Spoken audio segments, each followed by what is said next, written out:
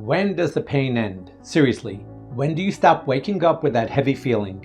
When do you stop thinking about them in the shower, in the car, in bed, at random times you didn't invite them into your mind? When do you stop checking your phone, hoping for something you already know probably isn't coming? When do you stop feeling hurt by someone who may not even be thinking about you right now? People ask me this constantly, and I get why. Because heartbreak pain can feel endless while you're in it. It can feel like this became your personality.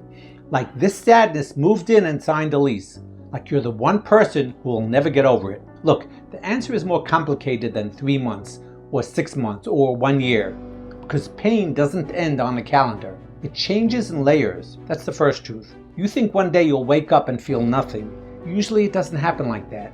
Usually first the intensity drops. Then the obsession drops. Then the triggers drop. Then the meaning changes. Then one day you notice you haven't thought of them for 3 hours. Then later, half a day. Then one morning you realize you slept fine. Then one day their name comes and it doesn't punch you in the chest. That's how pain often ends. Quietly, gradually, without announcing itself. But while you're inside it, it feels permanent. Think about this for a second. Why does heartbreak pain feel so brutal? Because it's not just missing a person. It can be missing the future you imagined, missing the version of you that existed with them, feeling rejected, feeling replaced, feeling confused, feeling stupid for hoping, feeling angry you tolerated things, feeling addicted to crumbs, feeling like they moved on while you're still bleeding. That's a lot. So when you ask, when does the pain end? Sometimes you're asking about 5 pains at once, and each one heals differently. Now, here's the truth moment. The pain usually starts easing when you stop feeding it. That's the part nobody loves hearing, because many people say they want the pain to end while checking socials, rereading chats, replaying memories, imagining reunions, waiting for closure, talking about them every day, monitoring if they watched your story. Come on, you're asking a wound to close while reopening it. And I say that with love, because I know how human it is. I know the thought loop. If I just understand why they did it, if I just hear from them once, if they apologize, if they come back, then I'll be free. Maybe, but often not. Sometimes the person who hurt you cannot be the one who heals you. Sometimes waiting for them keeps the pain alive. Look, pain loves hope when hope is attached to the wrong person. That kind of hope can torture you. Now, I'm not anti-hope. I'm anti-waiting your life away. Big difference. Let me tell you something else.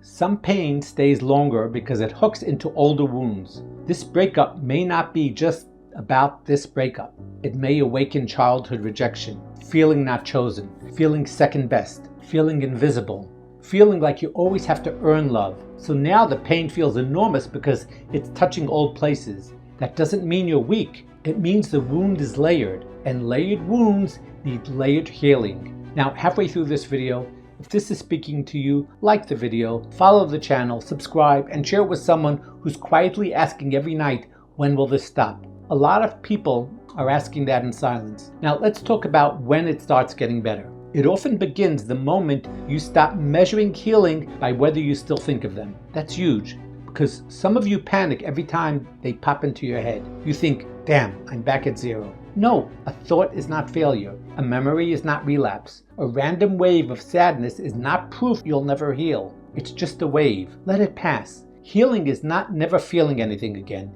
Healing is feeling it without being owned by it. That's different. Another big shift. The pain reduces when your life gets bigger than the story. Right now, maybe the story is too central. What they did, why they left, if they'll return, whether they loved you. That story is taking up too much real estate in your mind. So expand life. Walk, lift weights, work harder, make money, travel, create, laugh, meet people, help someone, learn something. Build a future that doesn't need their participation, because pain shrinks when life grows. And let me be blunt for a second. Sometimes people keep pain because pain keeps connection alive. If I hurt, it means it mattered. If I ache, they're still with me somehow. If I let go, maybe I lose the last thread. That's deep and human. But eventually you realize you don't need pain to prove love existed. You don't need suffering to honor what mattered. You can remember something and still release it. You can care and still move on. You can miss someone and still choose peace. That's maturity. Now, some of you want a number. Fine. If you actively heal, many people feel significantly better in months. If you keep feeding the wound, it can drag for years, not because they were your soulmate, because habits kept them alive in your nervous system. That's important. Sometimes it's not destiny, it's repetition.